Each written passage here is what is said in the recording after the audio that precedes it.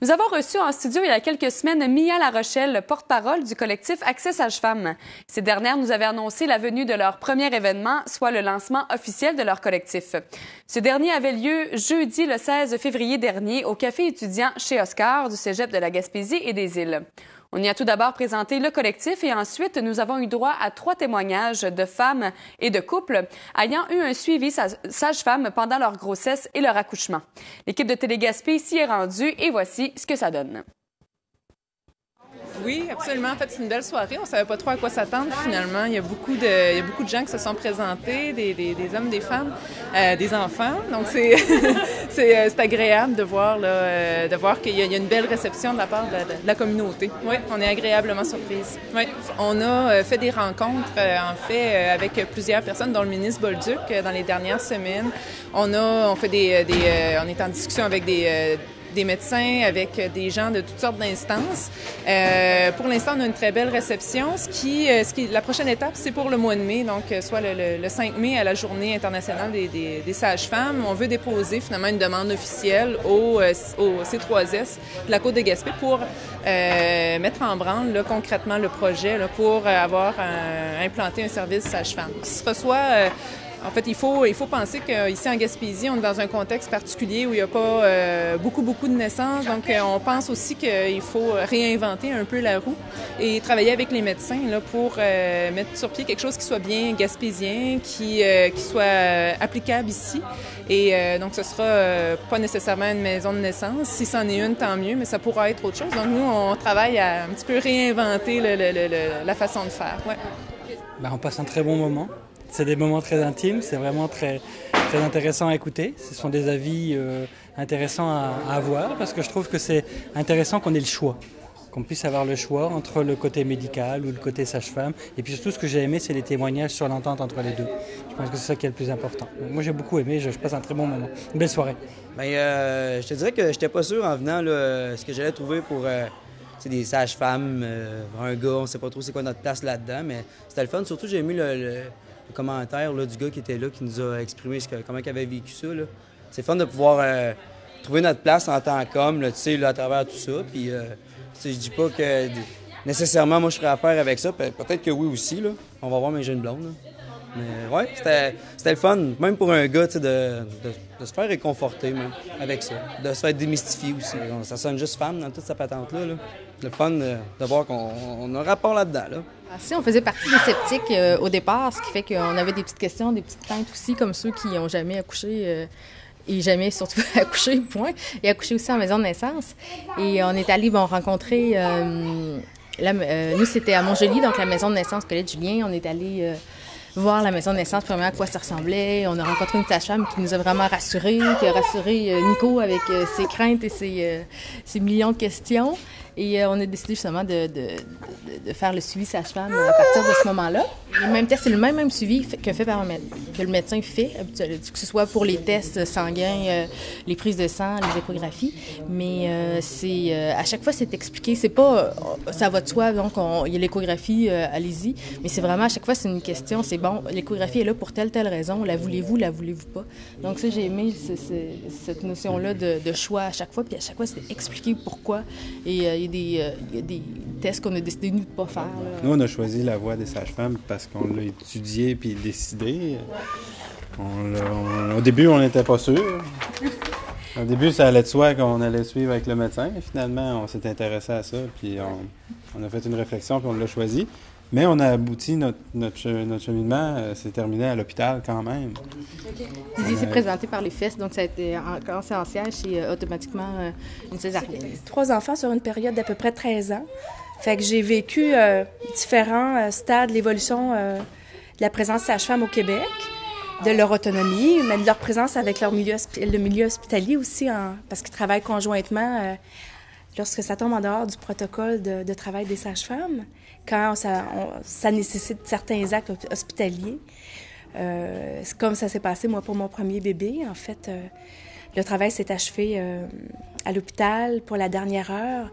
Alors, il y a eu passation de responsabilité entre la sage-femme et le milieu hospitalier. Ils se connaissaient déjà, mais je te dirais qu'à l'époque, je sentais quand même des fois certains jugements aussi peut-être du corps hospitalier. Depuis le temps, face à la démarche. Okay. Moi, je pense que ça a beaucoup changé. Puis l'ouverture ici du milieu hospitalier, en tout cas, on va le confirmer au fur et à mesure que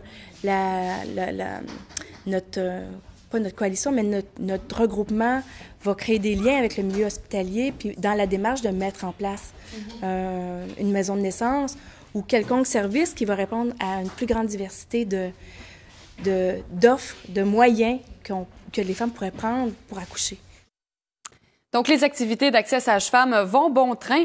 Certaines activités sont à venir. Également, une pièce de théâtre à la mi-avril, les 12 et 13 avril prochains, à l'auditorium du Cégep de la Gaspésie et des Îles, où on présentera les monologues du vagin. Donc, une pièce de théâtre qui existe depuis quelques années et qui vise à promouvoir les femmes et leur appartenance à leur corps. Donc, je vous donnerai plus de détails à ce sujet quand la date approchera. Le but de notre émission est, entre autres, de faire connaître des gens d'ici qui s'impliquent dans le développement et le dynamisme de notre région. Aujourd'hui, nous rencontrons donc Jean-François Tappe, président de la Commission Jeunesse Gaspésie-Île-de-la-Madeleine, un organisme qui travaille un peu dans l'ombre, mais très activement au rayonnement de notre territoire.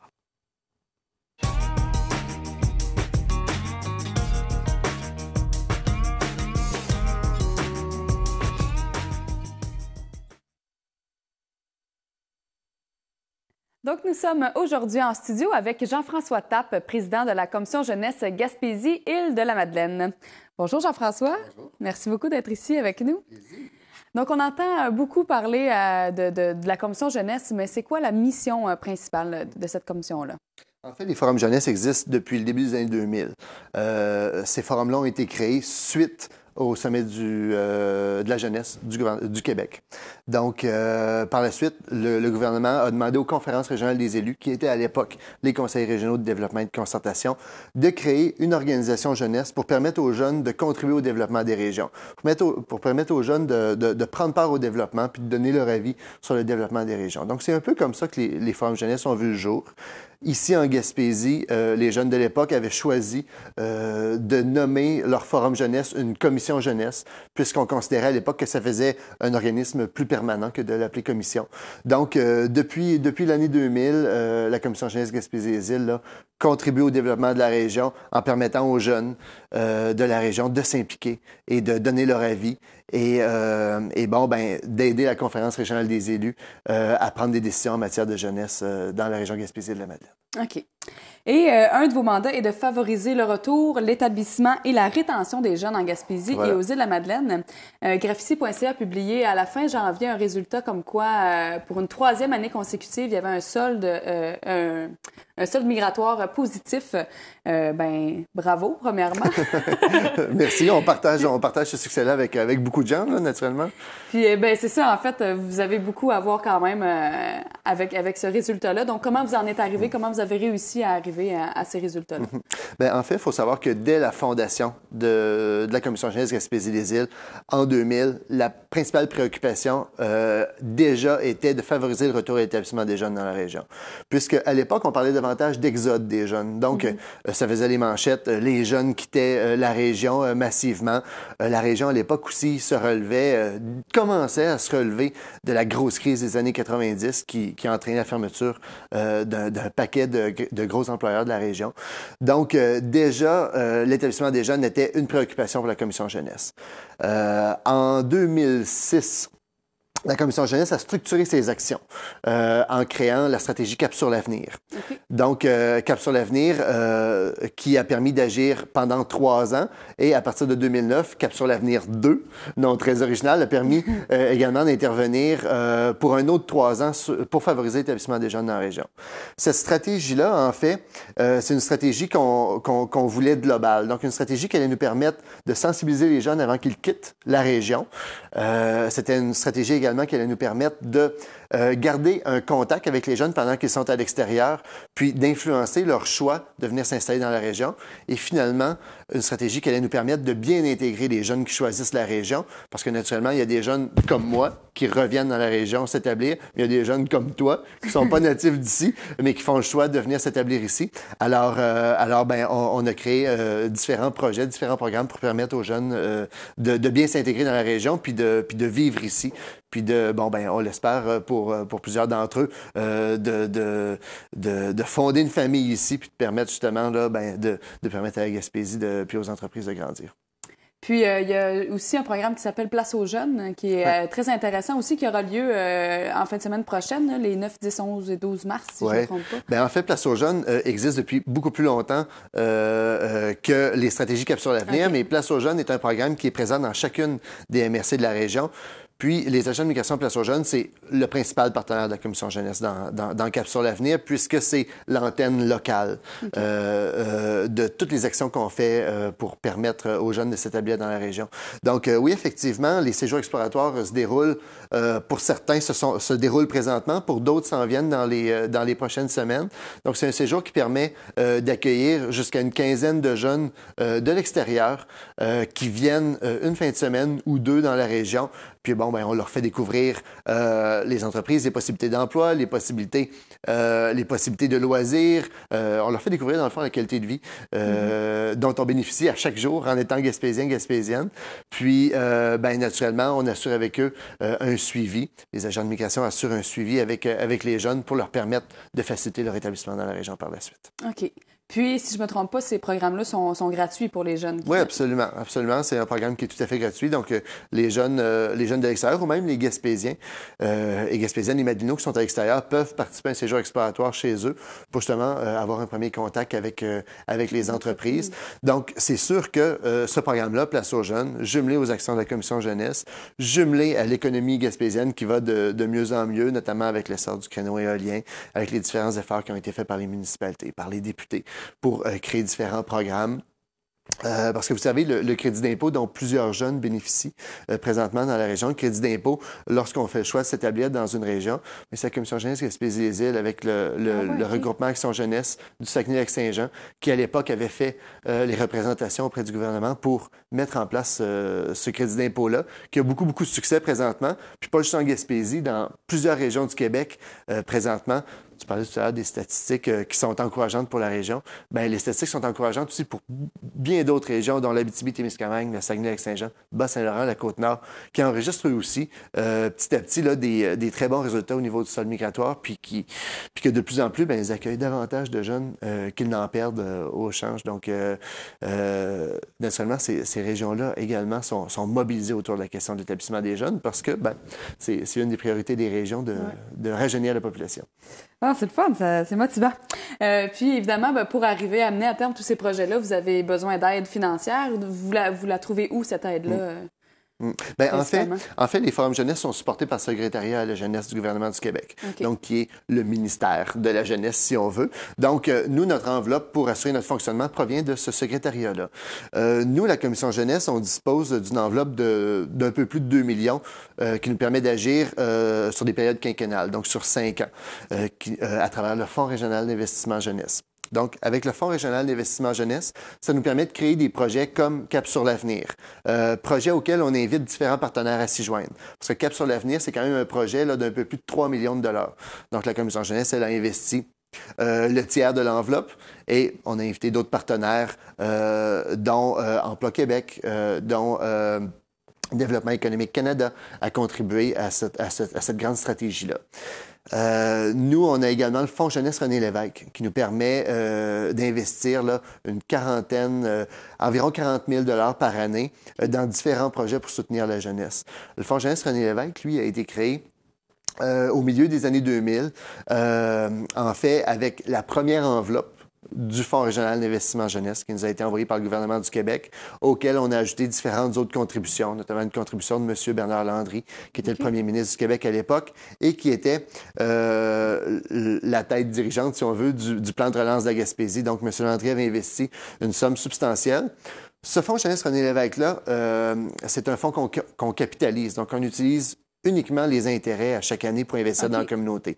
Donc, c'est un fonds qui va toujours exister. Donc, pour justement soutenir des initiatives jeunesse. Donc, nous, c'est les deux leviers qu'on a pour intervenir. Puis, naturellement, bien, dépendant des projets qu'on met en place, on sollicite différents partenaires pour bonifier les enveloppes, puis également impliquer d'autres organisations dans nos grands projets pour la région. OK. Vous avez rencontré également la semaine dernière ou il y a 2 semaines le ministre Yves Bolduc. C'était la première fois que vous le rencontriez. Est-ce que ça s'est bien passé? Oui, absolument. Bien, cette rencontre-là nous a permis de faire une première rencontre exploratoire avec M. Bolduc, qui est le nouveau ministre régional depuis le retrait de Mme Normando. Ça a été une rencontre qui nous a permis de lui exprimer nos préoccupations et nos réalisations également, puisque Cap sur l'avenir est quand même une belle réalisation dont on est très fiers. Donc, on a partagé avec le ministre Bolduc nos préoccupations par rapport au développement de la région, notamment par rapport à notre capacité comme région de combler les 9 000 emplois qui vont être disponibles dans les 5 prochaines années. Parce que, on sait que les perspectives d'Emploi Québec nous amènent sur cette patinoire-là. Et on sait également que présentement, on a quand même une grosse proportion de la population qui ne possède pas de diplôme pour occuper ces emplois-là. Donc, nous, l'importance justement d'attirer des jeunes de l'extérieur, d'attirer des immigrants dans la région devient un enjeu majeur pour relever ce défi-là. Donc, c'est la préoccupation qu'on a partagée avec le ministre Bolduc. Et, naturellement, le ministre Bolduc partage cette préoccupation-là, puis partage la préoccupation de favoriser une image positive de la région. Par contre, présentement, dans les discours du gouvernement, le plan Nord prend beaucoup de place. Et nous, on a tenu à informer le ministre que on n'était pas d'accord avec sa proposition d'inviter les Gaspésiens à aller travailler dans le Nord sur de courtes périodes pour par la suite revenir ici. Naturellement, c'est un choix personnel, puis déjà, des Gaspésiens font le choix de quitter la région. Mais nous, on a raffermi notre désir de contribuer à permettre l'établissement de gens ici qui vont contribuer à la vie sociale d'ici, puis qui vont contribuer au dynamisme de la région, avant d'inciter nos Gaspésiens, nos Malvinots à quitter pour le Nord. Donc c'est un peu ce qu'on a à retenir de la rencontre avec le ministre. Naturellement, le ministre s'est montré très ouvert à nous offrir son soutien pour nos prochains grands projets, dont Cap sur l'avenir. Cap sur l'avenir va prendre un nouveau nom pour les prochaines années, puisque présentement, on travaille avec nos partenaires du secteur de l'immigration pour développer une stratégie qui est beaucoup plus globale. Donc, Cap sur l'avenir, comme on le connaît, ça a eu beaucoup de succès, mais c'est terminé. Donc là, on va travailler de façon plus globale pour vraiment avoir une stratégie horizontale, si on veut, pour permettre l'établissement non seulement de jeunes et d'immigrants, mais pour permettre l'établissement de travailleurs qui vont nous permettre de relever le défi des fameux 9 000 emplois disponibles dans les 5 prochaines années. Excellent. Puis, en dehors de ce projet-là, est-ce qu'il y a d'autres petits plans qui se préparent pour vous? Oui, absolument. Depuis janvier, on menait une grande consultation sur Internet à laquelle on invitait les jeunes de la région à répondre à un questionnaire. Et les réponses de ce questionnaire-là, d'ailleurs, on a eu tout un succès avec cette démarche-là. Nous, on souhaitait avoir 300 répondants pour avoir un échantillon représentatif des jeunes de la région. Finalement, on a 1200 jeunes qui ont répondu au sondage. Donc, on a une tonne de données hyper intéressantes sur qu'est-ce qui préoccupe les jeunes, quelles sont leurs priorités quels sont les dossiers qu'ils souhaitent que la Commission jeunesse travaille dans les prochaines années. Donc, nous, on est à ramasser toute cette base de données-là pour éventuellement mettre en place notre prochain plan d'action. Donc, un plan d'action qui va être échelonné sur probablement les 5 prochaines années et dans lequel on va compter là, différents programmes et différents projets pour permettre de soutenir différentes initiatives jeunesse, pour répondre à différentes préoccupations de la jeunesse également. Donc, c'est ce qui s'en vient prochainement. On travaille également, comme je disais au tout début, les forums jeunesse ont été créés pour permettre aux jeunes de contribuer au développement de la région. Naturellement, nous, on est 18 jeunes qui contribuons au développement de la région à travers la Commission jeunesse, mais on fait aussi la promotion de l'engagement jeunesse à différentes sphères dans la société. Que ce soit comme élu municipal, comme membre sur un conseil d'administration, que ce soit comme entraîneur de soccer ou professeur de flûte à bec bénévole dans les milieux ruraux. Donc, nous, on a une stratégie qui est régionale, encore une fois, qui propose différents projets, différentes actions pour inciter les jeunes à s'engager dans la communauté puis à faire une différence dans leur milieu de vie. Donc, c'est une toute nouvelle stratégie que nous sommes à construire présentement, puisque la stratégie qui portait sur les 3 dernières années est à échéance également. Ouais. Parmi là, les actions qu'on retrouve là-dedans, on retrouve notamment un petit programme très intéressant qui s'appelle Électeurs en herbe, qui permet aux jeunes dans les écoles secondaires de suivre une élection, qu'elle soit municipale, provinciale ou fédérale, puis de se livrer à un vote avec le même équipement que vous et moi quand on se déplace pour voter. Donc, ils ont les urnes d'Élections Canada ou du DGE du Québec pour faire leur vote. Puis bon, ben il y a un paquet d'outils pédagogiques qui permet aux professeurs ou aux animateurs de vie étudiante d'animer les élections dans les écoles. Donc, ça nous permet là, d'éveiller les jeunes à la participation citoyenne. Puis bon, ben il y a différents autres programmes notamment des activités de reconnaissance, d'engagement des jeunes dans la région. Puis on a créé aussi récemment une boîte à outils pour permettre aux employeurs d'accueillir des jeunes, parce que on sait que la génération Y, c'est semble-t-il difficile à gérer quand on est un employeur. Donc, on a créé une boîte à outils pour permettre aux employeurs de démystifier la génération Y. Puis, naturellement, cette boîte à outils-là, elle est utile également pour les conseils d'administration qui ont besoin de recruter des nouveaux membres pour assurer le maintien de leur organisation, parce qu'on sait que une région comme la Gaspésie, notamment, a une tonne d'organismes non lucratifs. Puis, il y a des multiples occasions de s'impliquer dans la communauté. Donc, on espère que cette boîte à outils-là puisse permettre non seulement aux employeurs de comprendre la génération Y, mais aussi de comprendre, de permettre aux associations non lucratives d'intégrer des jeunes dans leurs activités. Ouais. Bien, merci beaucoup, Jean-François Tappe. C'est vraiment intéressant. Puis bravo. En tout cas, vous êtes, je pense, un pilier important dans le développement et le dynamisme de notre région. Puis, c'est gentil. Vous êtes très utile, je crois. Si on veut plus d'informations, les sites Internet, les adresses où on peut avoir plus d'infos? Oui, en fait, on se rend sur le portail jeunesse.ca, qui est la grande page de la Commission jeunesse.